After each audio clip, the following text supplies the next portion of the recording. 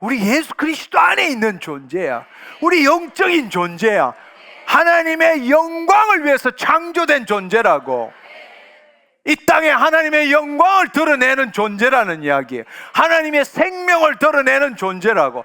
하나님이 지금 내 안에 와 계세요. 우리가 성령의 전이라고. 이거 내 거 아니라고. 피값 주고 산 거라고. 아멘. 이 몸이 하나님의 쓰임 받아야 되는 거라고. 이 몸을 통해서 하나님이 나타나야 되는 거라고. 어떻게 나타나요? 말씀으로 나타나야죠. 말씀의 실체가 우리가 말씀대로 생각하고 말씀대로 느끼고 말씀대로 말함으로 말씀의 실체가 나타나야 된단 말이에요. 그게 우리란 말이에요. 할렐루야. 욥기 33장 4절에 보면 하나님의 영이 나를 지으셨어요. 전능자의 기운이 지금 나를 살리고 있는 거라고. 할렐루야.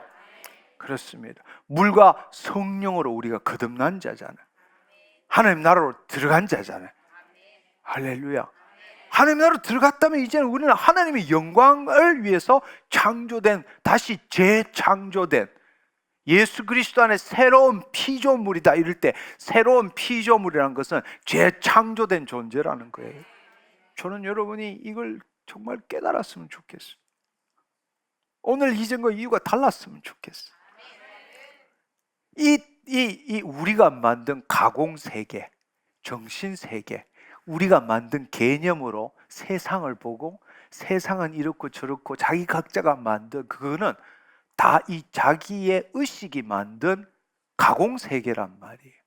그 가공세계를 가지고 이 땅의 육체를 가지고 살면서 그렇다면 이 가공세계가 나라고 믿는 자는 세상에 의해서 나가 만들어졌으니까 세상 신이잖아.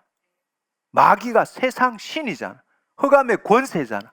그 세상의 이 세상을 흑암의 권세가 세상 신이 나를 주물딱 언제든지 우리를 놓았다 내렸다 아프게 했다가 뭐 했다가 마음대로 갖고 노는 거라고. 무슨 말인지 이해하시겠어요?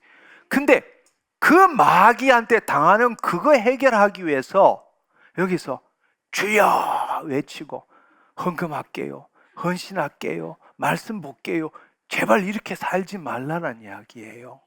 당신 더 이상 가공세계, 이 정신세계 내가 아니라고. 그래서 예수님이 자기를 부인하고 자기 십자가를 지라고 말씀하신 거라고. 너 그런 존재 아니다. 너 예수 그리스도는 새로운 피조물이고 영적 존재다. 아멘. 우리가 그리스도 안에 들어가서 영의 세계, 말씀의 세계에 들어가야 돼요. 그리고 우리가 해야 되는 일은 하나님의 섭리를 이루는 존재란 말이에요. 무슨 말인지 이해하시겠어요? 그게 우리는 하나님의 영광을 드러내는 존재지 내가 내 문제 해결받기 위해서 하나님께 구걸하는 존재가 아니다, 그 말을 하고 싶은 거야. 아멘. 제발 당신 안에 하나님의 영이 없는 것처럼 살지 말라고. 무슨 말인지 이해하시겠어요? 당신 그런 존재 아니라고. 우리는 하나님의 영광을 드러내기 위해 재창조된 존재라고.